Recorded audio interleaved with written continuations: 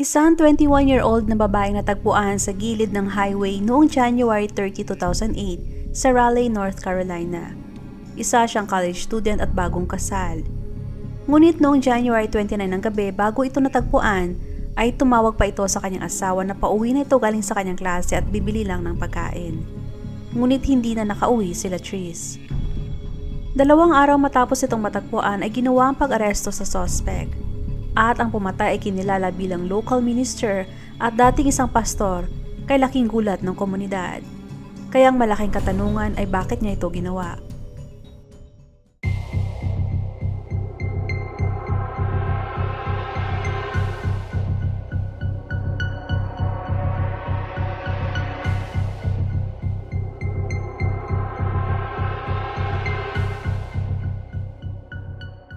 Sila Tris at Darren Curtis ay kinasal noong April 27, 2007 at nasa 20 years old noon sila Tris.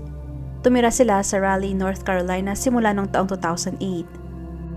Nag-enroll sila Tris sa University of North Carolina Central at kumuha ng kursong accounting at sinabay niya sa pag-aaral ang pagtrabaho ng part-time. Ayon sa pamilya at kaibigan nila Tris, siya ay masayahin at laging nakangiti. Masaya kasama at napaka-positibo sa buhay. Ngunit dahil sa bata pa ay nakakagawa sila Tris ng mga bagay na hindi maganda. Katunayan kahit kasal na sila Tris kay Darren, ay nakikipagkita pa ito sa ibang lalaki.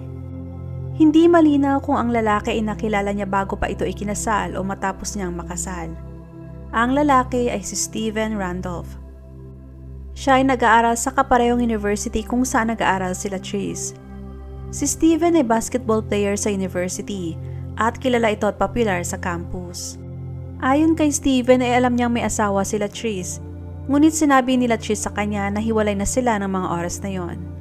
At isa pa, si Steven ay kasalukuyang may girlfriend din noong mga panahong yon. Sa mga oras na yon ay hindi malinaw kung bakit nagawa nila Tris na maghanap pa ng ibang lalaki. Siguro dahil sa bata pa siya at hindi pa handa sa buhay may asawa. Noong mga panahong yun ay nangungupahan si Steven sa basement ng bahay ng isang local minister kaya madalas ay doon sila nakikita nila Tris. January 29, 2008 at Martes, pumunta sila Tris sa bahay ni Steven pagkatapos ng kanyang klase. Ayon kay Darren ay nakatanggap siya ng tawag mula sa asawa bandang alas 10 ng gabi at sinabing pauwi na ito at bibili na din ang kanilang pagkain. Noong makaalis na sila Tris, ay nagdesisyon si Steven na pumunta sa bahay ng kanyang girlfriend. Naikwento pa ni Steven sa kaibigan ni si Warren na kausap pa niya sila Tris habang nagmamaneho ito pauwi. At sinabi sa kanya nila Tris na gusto niyang pag-usapan ang tungkol sa estado ng kanilang relasyon. Na sinagot naman ni Steven na saka na nila pag-usapan sa susunod nilang pagkikita. Nanatili si Steven sa bahay ng kanyang girlfriend hanggang 1:30 ng madaling araw pagkatapos ay umuwi. Ngunit hindi dumating sila Tris sa kanilang apartment. Noong una ay naisip ni Darren na baka dumiretso sila Tris sa bahay ng kanyang mga magulang para doon na magpalipas ng gabi. Ngunit kinabukasan ay hindi pa rin ito nakauwi at hindi rin sinasagot ang kanyang cellphone. January 30 at 8:25 ng umaga ay tumawag na si Darren sa 911 para i-report ang nawawalang asawa. Ang hindi alam ni Darren na isang araw bago pa niya mai-report na nawawala ang asawa, ay nag-umpisa nang makatanggap ng tawag ang 911 tungkol sa katawan sa gilid ng I-540 highway. Nung dumating ang mga pulis ay nakita nila ang katawan ng babae sa gilid ng highway. Tumamo ito ng 40 stab wounds at nilaslas ang kanyang lalamunan at may tama din siya sa likod ng kanyang ulo. Kasunod nun ay may natagpuan na puting Nissan Sentra mga ilang metro lamang layo mula sa natagpuang katawan. Dumaan si Darren sa I-540 highway nung araw na yon dahil sa pagbabakasakaling makita niya sila Tris nang madaanan niya ang crime scene. Kasunod nun ay napansin niya ang Nissan, ang eksaktong sasakyan na minamaneho ng kanyang asawa. Pero bago gumawa ng konklusyon, sinabi ni Darren na sinubukan muna niyang alamin kung sino ang huling kinontak ng kanyang asawa. Ayon sa court record ay na-access ni Darren ang telephone log nila Tris at natuklasan niyang tumawag ito ng makailang beses sa numero ni Steven noong gabing yon. Tinawagan ni Darren ang numero at nagpakilala siya at sinabi kay Steven na hindi pa umuwi sila Tris. Pagkatapos ay hiniling ni Steven kay Darren na ipaalam sa kanya kung okay lang ba sila Tris. Matapos makausap ni Steven sila Tris nung gabing yon ay hindi na sila ulit nakapag-usap pa. Gayunpaman, nang magising siya kinaumagahan ay napansin niyang nakatanggap siya ng ilang missed calls mula sa kanya bandang 2:00 ng umaga. Matapos makipag-usap ni Darren kay Steven ay nagpasa siyang bumalik sa pinangyarihan ng krimen sa I-540. At doon niya napagtanto na kay Latrice nga ang sasakyan. Nang huminto siya para kausapin ang mga pulis sa pinangyarihan, ay nalaman niyang patay na ang kanyang asawa. Pinakita muna niya sa mga pulis ang litrato ng kanyang asawa pating sasakyan at doon kinumpirma nila na siya nga ang katawan na natagpuan. Noong umagang iyon ay nagkataon na nanonood ng balita ang ama ni Latrice nang pumutok ang kwento tungkol sa isang bangkay na natagpuan sa highway. Sa mga oras na iyon hindi pa niya alam na ang kanyang anak na palang natagpuan.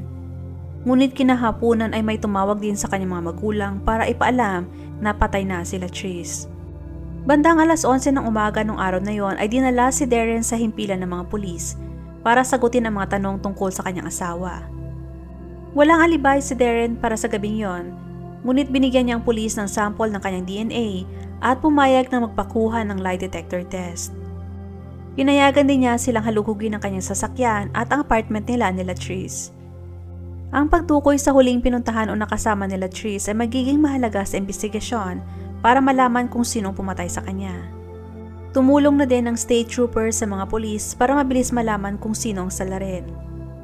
1:30 ng madaling araw noong January 30 ay nakita ng isang highway patrol trooper ang isang sasakyan malapit sa pinangyarihan kung saan natagpuan ang katawan ni Latrice. Nakabukas ang hazard lights at kalahating nakababa ang bintana sa driver's side. Nakalak ang pinto ngunit nasa ignition ang susi at walang tao. Sinabi ng trooper na napansin din niya ang puting Nissan Sentra na pag-aari ni Latrice sa tapat ng I-540 na nakabukas ang hazard lights. Kaya nagpasya siyang suriin kung sino nagmay-ari ng unang sasakyan na nakita niya. Ang sasakyan ay nakarehestro sa isang lalaki na nagngangalang Robert Reeves. Nung makita ng mga detectives na naka-assign sa kaso ang pangalang Robert Reeves, ay wala silang ideya kung sino siya at maging ang pamilya ni Latrice. Ang presensya ng sasakyan ay tila nagkataon lamang at posibleng walang kaugnayan sa pagkamatay ni Latrice. At habang pinag-aaralan ng mga investigador ang mga detalye, ay may lumabas na nakakaintrigang impormasyon. Si Robert Reeves ay nagmamay-ari ng basement kung saan ay kasalukuyang nakatira si Steven. Sa initial state ng investigasyon, ang mga investigador ay naguguluhan sa kung ano ang koneksyon ng dalawang lalaki sa kasalukuyang kaso. At habang tumatagal, ay paunti-unting lumalabas ang katotohanan. At maraming hindi makapaniwala sa lumabas na resulta ng investigasyon. Noong February 1, 2008, 2 araw matapos matagpuan ang katawan ni Latrice, si Steven at Robert ay parehong pumunta sa police station para makipag-usap sa mga detectives. At ang unang napansin ng mga detectives ay ang sugat sa kamay ni Robert at mga bagong kalmot sa kanyang paa. Paliwanag ni Robert na nakuha niya ang sugat nung inilipat niya ang kanyang mesa na pinatotohanan naman ni Steven at sinabing tinulungan niya si Robert. Habang kinakausap si Robert ng mga pulis, ay agad itong nagsimulang ituro si Steven. Sinabi niya na nakipagtalik si Steven kay Latrice noong January 29 at sinabi ni Latrice kay Steven na gusto na niyang seryosohin ang kanilang relasyon. Dagdag pa niya na nakatanggap ng tawag si Steven mula kay Latrice noong madaling araw ng January 30 at sinabing may koleksyon si Steven ng mga espada at kutsilyo. Saad pa niya na nakakita siya ng baril sa ilalim ng una ni Steven. Dahil sa sinabi ni Robert at dahil si Steven ang may koneksyon sa biktima, ay agad na pinaniniwalaan ng mga pulis na si Steven nga ang potensyal na suspect. Ngunit nung tinanong na si Robert kung bakit nandun ang kanyang sasakyan sa kung saan nakita ang katawan ni Latrice, ay sinabi niyang wala siyang alam kung bakit naandun ang kanyang sasakyan. Sinabi niya sa mga detectives na may access si Steven sa susi ng kanyang sasakyan at pinapayagan niya itong gamitin kahit na anong oras. Ayon sa kanya ay nagsimulang gamitin ni Steven ang kanyang sasakyan nung nasira ang sasakyan nito. At ayon sa kanya ay hindi niya alam kung kailan huling ginamit ni Steven ang kanyang sasakyan. Bilang alibay ay sinabi niyang nasa simbahan siya nung gabing yon at umalis siya ng bahay bandang 8:00 ng gabi. Nakita pa daw niya ang sasakyan ni Latrice na nasa driveway nung umalis siya. At nung umuwi siya ng bandang 11:00 ng gabi ay wala na si Latrice at si Steven. at sinabing hindi na siya umalis pa ng bahay nung gabing yon. Noong kinausap naman ng mga pulis si Steven ay sinabi niya rin ang lahat ng nangyari nung gabing yon at inamin na may relasyon sila ni Latrice. Inamin din niya na nakikigamit siya ng sasakyan ni Robert nung nasira ang kanyang sasakyan pero naayos na yon 2 linggo bago ang nangyaring krimen. Sinabi ni Steven na nung nakarating siya sa kanilang bahay bandang 1:30 ng madaling araw ay wala sa driveway ang sasakyan ni Robert. Noong chinek ng mga pulis ang alarm sa kanilang bahay ay nakita nilang na-enter ang code bandang 1:30 ng umaga at consistent yon sa sinabi sa kanila ni Steven. At dahil sa kada isang tao sa kanilang bahay ay may kanya-kanyang code. Nadiskubre din nila na 1 oras matapos makapasok ni Steven, may nag-enter ulit ng code sa alarm bandang 2:30 ng madaling araw gamit ang master code. Ang code na tanging kay Robert lamang. At katulad ni Darren ay nagsubmit din ng DNA si Steven at pinayagan ang mga pulis na kunan siya ng litrato. Sa crime scene ay nakakuha ang mga pulis ng sapat na sample ng DNA. May mga dugo sa loob ng sasakyan ni Latrice. Kumuha ng DNA sample sa mga pulis sa iba't ibang parte sa loob ng sasakyan ni Latrice. At ang samples ay nakitang nanggaling sa 2 magkaibang tao. Ang unang DNA ay mula kay Latrice. Ang isang DNA ay hindi nag-match sa DNA ni Darren kaya hindi masasabing siya ang suspect. At hindi rin nag-match kay Steven. Ang 2 pinaghihinalaang suspect ay hindi nag-match sa DNA. Ngunit nung kinuhanan nila ng DNA sample si Robert, ay nag-match ito sa isa pang DNA na nakita maliban kay Latrice. Noong February 2, 2008, ay inaresto si Robert at kinasuhan ng first-degree murder. Ang pag-aresto sa isang local minister para sa kasong murder ay gumimbal sa buong lugar, kung saan ang simbahan ni Robert ay nandun. Ang mga taong nakakakilala kay Robert sa simbahan na hindi makapaniwala at maintindihan kung bakit niya ginawa ang pumatay. At ang nakakakilala at pamilya ni Latrice ay hindi rin maintindihan bakit si Robert ang pumatay dahil wala naman silang ugnayan at hindi niya kilala si Robert. Ngunit habang naghahanda sa paglilitis sa mga investigador at prosecutors, ay nadiskubre nila na si Robert ay may itinatagong lihim na kahit ang mga tao sa kanyang simbahan ay walang kaalam-alam. Ibinunyag ni Steven sa mga investigators na lumipat siya ng bahay ni Robert matapos na makakilala sa isang mall noong taong 2007. Sinabi niya na tinanong siya ni Robert kung ano ang kanyang trabaho at sinabing mabibigyan niya ito ng trabaho.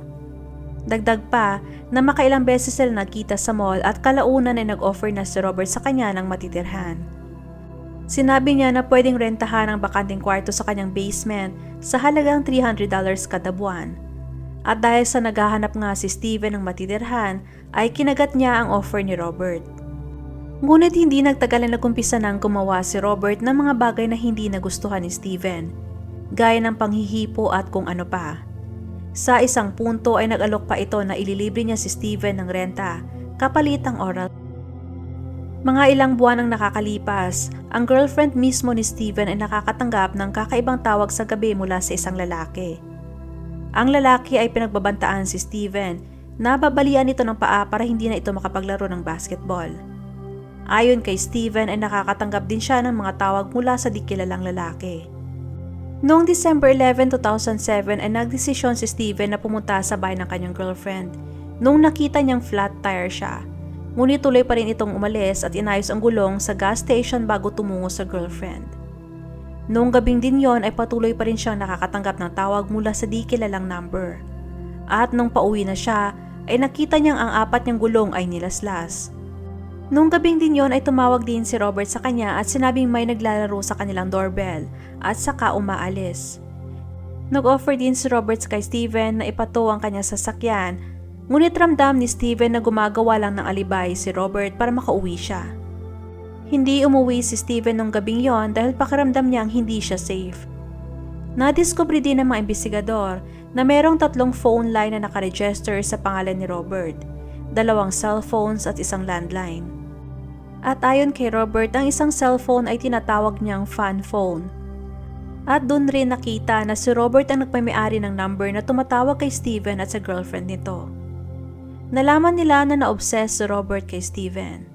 At ang galit niya sa pag-reject ni Steven sa kanya ay inilabas niya kay Latrice. Nakabuo sila ng konklusyon na sinundan niya si Latrice pauwi nung gabing yon at saka ito pinatay at iniwan ang katawan sa tabi ng highway. Ang lahat ng taong nakakakilala kay Robert ay hindi naniniwala na magagawa niyang pumatay. Sa pagkakakilala nila kay Robert, napakabait nito at puro magagandang salita lamang ang naririnig mula sa kanya. Ang hindi nila alam na may dating kaso na si Robert na sexual conduct noong 1987. At taong 1988 ay inaresto ito sa kasong third-degree sex at saka nakulong. September 2009, dumalo si Robert sa pagliliti sa kasong pagpatay kay Latrice. Ang prosecution ay naglabas ng maraming ebidensya. Si Steven ay nagtestify at handang magbigay ng detalye tungkol sa sexual harassment na ginawa sa kanya ni Robert. Ayon sa prosecutors ay may pattern si Robert na gumawa ng kahalayan sa mga batang lalaki. Ngunit ang defense ay tinuro si Steven dahil pinaglalaban nila na hindi kayang mangsaksak ni Robert dahil sa ang kanyang kaliwang kamay ay hindi na niya magalaw masyado dahil sa dati itong nasaksak sa New York na tinamaan ng kanyang kamay. Ipinaglalaban pa ng defense na maaring ipinagpalit ang DNA. Ang hindi lang nila maipaglaban ay kung bakit naandun ang sasakyan ni Robert sa pinangyarihan. Katunayan ay nagpresenta pa sila ng 6 na witnesses para kay Robert. Ngunit sa kabila ng kanilang mga ginawa ay hindi naniniwala ang mga jury sa kanila. Dahil doon ay nakonvict si Robert sa kasong first-degree murder at sinentensyahan ng life imprisonment. Ang motibo ni Robert sa pagpatay kay Latrice ay napakahirap maintindihan. Pinatay niya si Latrice dahil lamang sa selos sa hindi niya makuha ang kanyang gusto kay Steven, na naibibigay ni Steven kay Latrice at sa kanyang girlfriend. Isang inosenteng babae na pinatay ng isang minister na nagpapanggap na isang mabuti at mabait na naglilingkod sa Diyos.